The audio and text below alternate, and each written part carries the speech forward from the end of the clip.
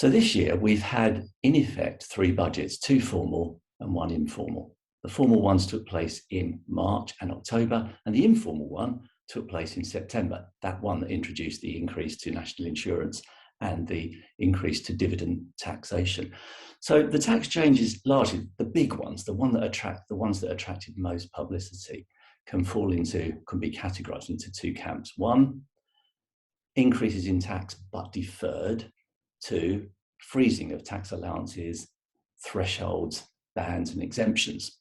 So those are the two camps. Now, when governments consider tax changes, there are two main motivators. One, political, i.e. let's not upset too many people. You're never going to really please too many people with a tax increase. So let's not upset too many people. Do it in a way that they don't get angry, because when voting time comes around, you don't want an angry voting public.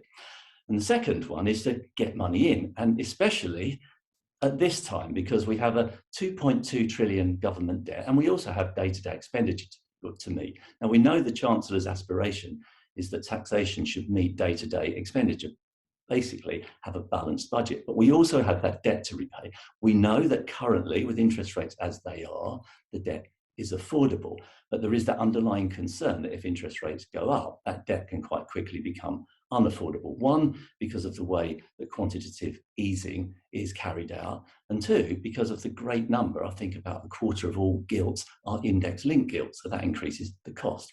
So there's that going on. Inflation could be helpful in relation to debt, of course, because it reduces the value of it over time to be repaid. So an increase in taxation is almost inevitable, especially if there isn't going to be massive reduction in spending, and there probably isn't. We've seen a significant increase in spending on the National Health Service and care and social care. So the only other thing we've got is growth, and growth looks a bit rocky going forward because of a number of things: the pandemic, which of course we're hopefully coming out of, Brexit, which is a much longer term impact, negative on growth.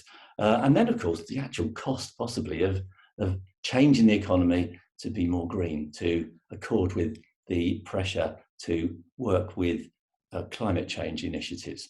So all of that in the mix means taxation has to play some part. And what we've seen is taxation done increases in a way that hasn't caused perhaps as much anger as it might have done, given the amount that it's generated. One, because a deferred tax increase is one that is less felt at the time that it's announced. And then when it happens, well, it's already happened. It's not a new announcement. And two, tax freezes feel like, well, nothing's changed detrimentally at the moment, but the impact of it over time is quite significant.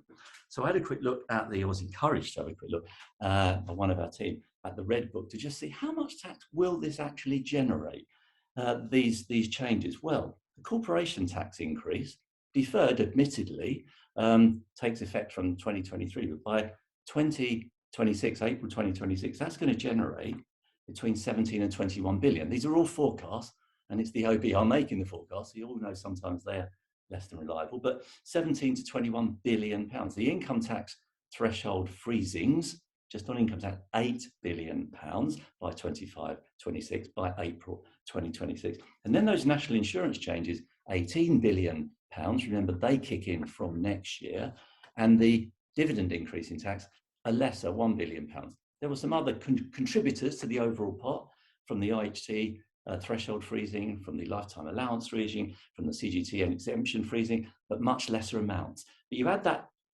those big chunks together, and it comes to over 40 billion pounds, more or less nearly 45 billion pounds a year extra forecast from 25-26, from the 26-27 tax year. So you can see, quite clever, quite meaningful, quite impactful. Another, could be around 50 billion pounds a year would come in handy. And it may well also go to explain why less attention was given to capital tax changes, because although it might appear that you're levelling up and being fair, it's not going to generate a whole lot of money.